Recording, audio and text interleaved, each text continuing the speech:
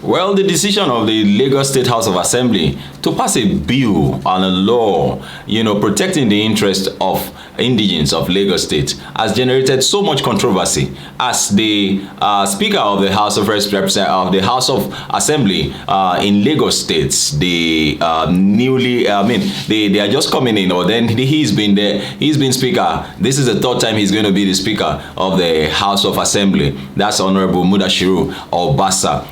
When he read the bill out, it has since generated a lot of controversies, and one continues to wonder. Of course, you remember that during the election, that caption "Lagos is no man's land," came up, and of course, some persons have come. It had been rebuffed, and it actually caused a lot of issues during the election, while some persons said, Lagos is Yoruba land and all of this and all of that. Well, let's hear, Honorable Mudashiru Obasa as he, speaks about the intention to pass a bill to protect the interests of, indigenes of Lagos State, in his inaugural speech. Of course, acceptance and inaugural speech, when he was re-elected by his colleagues to be their Speaker in the Lagos House of Assembly.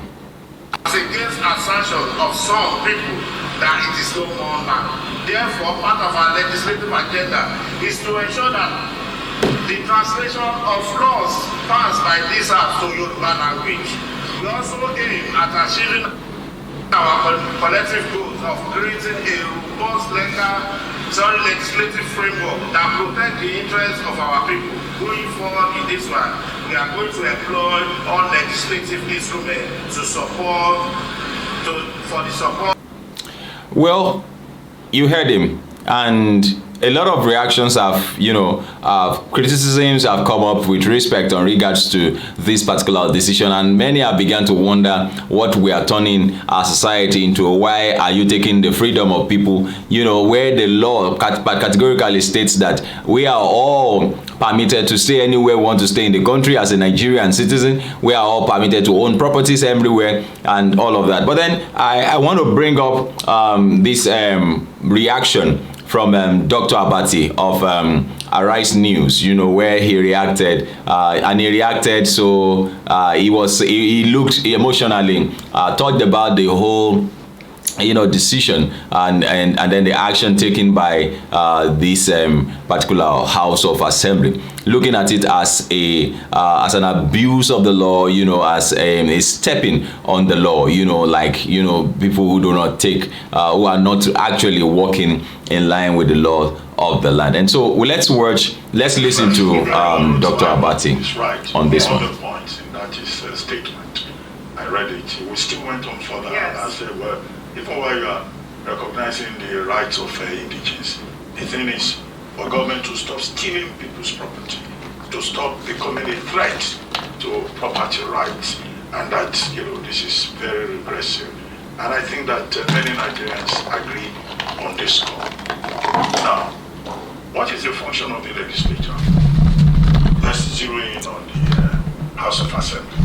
Section 4, sub 7 of the 1999 Constitution says that the legislature, at the level of the House of Assembly, the same principle with regard to the National Assembly, shall make laws for peace, order, and good governance of Nigeria. The statement made by Speaker Mudashiru Obasa, I don't see how that promotes peace. I don't see how it promotes order. I don't see how it promotes good governance. And this is the whole point of Barribo Roosevelt's statement that the House of Assembly of Lagos cannot be saying that too.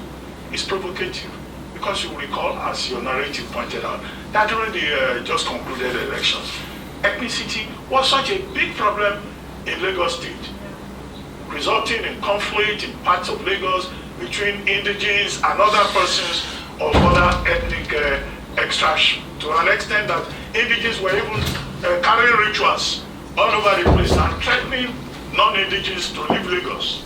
Now you can't have that. You can't have that, in a society.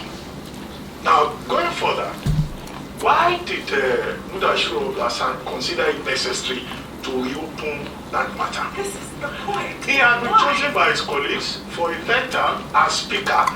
You know, he should just stand them and talk like, you know, somebody is interested in the national interest, in public interest. Not to talk like a provincial person, dredging up anti-European sentiments. Lagos belongs to Yorubas. Lagos is a no man's land. I thought that argument was part of the politics. He should not use the platform of the House of Assembly to play politics. That's not leadership. And this is what we say to public officials all the time. If you don't have something to say, something that will appeal to reasonable, right-thinking members of society, can you just shut up? Because vulnerability is not an asset in interacting with the public. And then the issues that he raised, those issues can in fact cause problem in Lagos State. I hope nobody goes ahead with that. Because the Constitution of Nigeria grants every Nigerian the right to own property. Absolutely. Section 43, movable and immovable in any part of Nigeria. The law is very specific. Section 44 says you can only affect those rights only as prescribed in this law.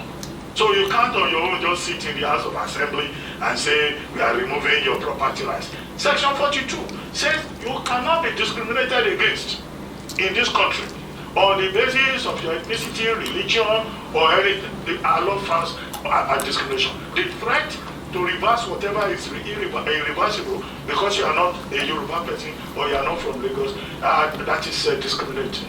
Land Use Act, which vests section 1 of which vests ownership of land in the governor as a trustee, did not say if the governor of Lagos State is going to give out land, he should do so only to people of Lagos State or to only Yorubas. That section 1 is very clear. It says all Nigerians in any part of Nigeria.